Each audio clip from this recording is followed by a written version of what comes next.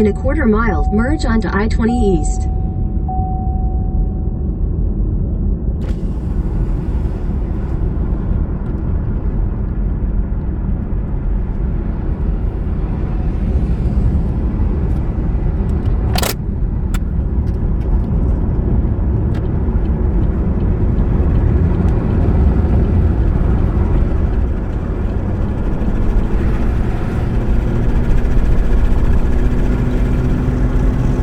Continue on I-20 East for 6 miles.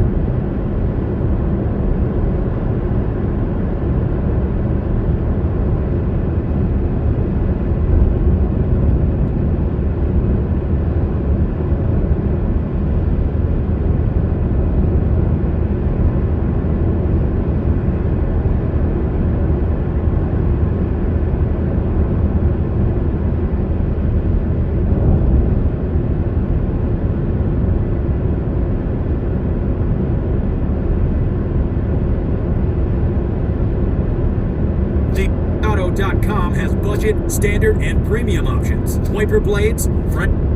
So let's talk about combustion chambers. But for the purposes of this video, let's forget everything we know about combustion chambers. Because in this context, none of that applies. So forget about quench, forget about valve size, forget about valve shrouding, forget about compression ratio, forget about all of that stuff. None of that makes any difference in this context. So let me explain what I'm talking about. Like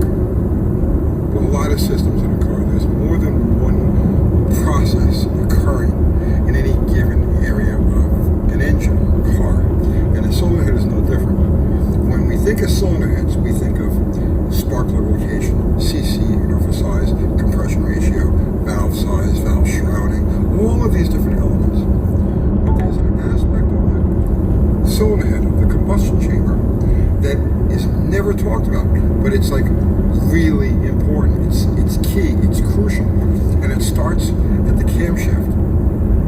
The camshaft has a direct bearing on combustion chamber style. So let me explain how this works now. Every 4-cycle engine incorporates a period of its cycle where both the intake and the exhaust valve are open at the same time. That's called the overlap period. So the purpose of the overlap period is to take some of the exhaust gas, or I should say take the pulse of the exhaust gas, and use it to initiate the intake into the combustion chamber. So and here's where this is really important, and like I said, it's never talked about, but let's come over here for a second. So look at one cylinder of this engine. There's only one period of time when the tip of the induction system, whatever it happens to be, and the tip of the exhaust system are completely connected. One path through the whole package. And that's during the overlap period. So what's happening is the exhaust valve is closing. The intake valve is opening. The piston is at top dead center. And during that period of time that those valves are open, the combustion chamber is at its smallest size because the piston is at top dead center. The pulse of exhaust is working its way out. And behind this high velocity exhaust pulse is a void, a vacuum. And that vacuum, during that period of overlap, is allowed to pull the initial charge through the intake system. So that's where the magic happens. That's why not all camshaft timing, like here's how crucial this is. All camshaft timing is based on that overlap period. If you're advancing or retarding a camshaft, let's say, you're moving the overlap period forward or backwards in relation to the piston position. If you've ever taken an engine, just a regular engine, and tried to run it with no exhaust system at all, no manifolds, no headers, just a bare port, you'll see you can barely even get the thing to start. If it runs at all, if you're lucky enough to get it to run at all, it's just gonna just sputter and no power, no nothing. And that's because there's no pulse, there's no exhaust pulse, and that void behind the pulse helping to initiate the intake charge. So the cylinder never gets full enough to actually make power. That's how crucial this is. So now let's go back to the combustion chamber, or the cylinder head here. And the reason I'm even going into this now is because I'm building another 318, and I want this to be like a maximum output 318. And I'm using 360 heads, 340, 360 heads, because I want the bigger ports and the bigger valves. But I don't want to go with a Magnum style head. I want to stick with an LA style head. So one of the problems we have here is that LA style heads, like this one right here is a 318 head. LA style heads are open combustion chamber. So this area right here is known as a quench pad. And in this case, there is no quench. It's an open chamber, meaning that the deck is at one height and this pad here is at another height. And it's about 90 thousandths of an inch or so, or thereabouts. If this was a closed chamber head, this quench pad would be flush with the deck surface. So now when the piston is at top dead center, everything except right here is closed off. And when that overlap period happens, the exhaust valve is closing, the intake valve is opening, it's directed much closer. Right? So the open chamber, as that exhaust valve is closing, that pulse is pulling from all around here. It's weakening the signal to the intake side. And that's why the highest performance cylinder heads always have closed combustion chambers. The biggest reason that automakers went to these open style chambers in the late 60s, early 70s was due to emissions, because there's lower emissions with the open chamber style head. But now, before I get into what I'm doing with my head, let's just talk about combustion chambers and their relationship to this overlap period. A world of fear awaits, and there's nowhere to hide. Six Flags Fright Fest. Get ready for the biggest, scariest Fright Fest ever. A world of luxury right at your fingertips. Sheer opulence. Sheer opulence. So, the gold standard, and it's not true, the gold standard of combustion chambers is the hemispherical combustion chamber, the Hemi head. And this is a Buell motorcycle, Harley Davidson Buell Hemi combustion chamber. And it's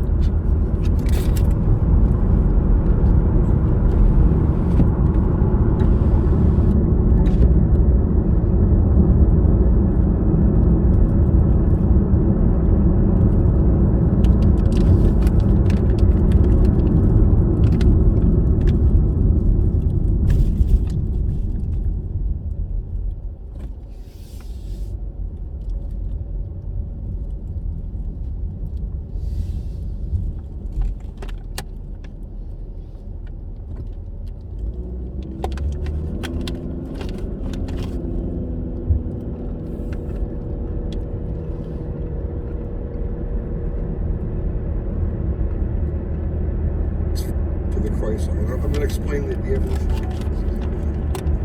But this design goes back to 1901. Peugeot was the first company to actually incorporate the combustion chamber into an engine.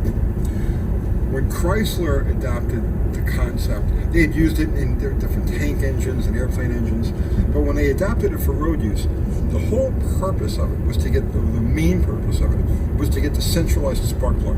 Because when you've got a more centralized spark plug, like you've got here, the flame front starts at the center and works its way out. It's less prone to detonation. On a wedge-style engine, the spark starts here and it has to work its way across the field.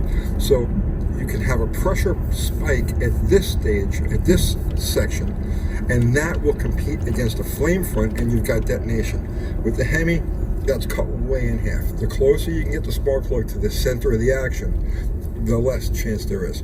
So the original version of the Chrysler Hemi was literally, and all of the Hemis that came before that, were literally just a closed, just a dome, a hemisphere, half a circle. Those engines were not originally designed for performance. The original 331 Chrysler was, it was a 7.5 to 1 compression, single exhaust, 2-barrel carburetor engine. It wasn't even considered to be a performance engine. The purpose of going to the hemispherical combustion chamber was so they could run down the line a little higher compression and more ignition lead and not have detonation. Because back then, just like today, fuel quality was all over the map. So you had to tune engines from the factory very, very, very conservatively in order to make sure that when they went with this car in whatever weather conditions, they weren't going to get into detonation. And that's where the hemispherical combustion chamber became the thing. It was only a few years later that they started to actually use them in performance. From the beginning of the Hemi program, there was a performance aspect to it, but it was secondary to roadworthiness. The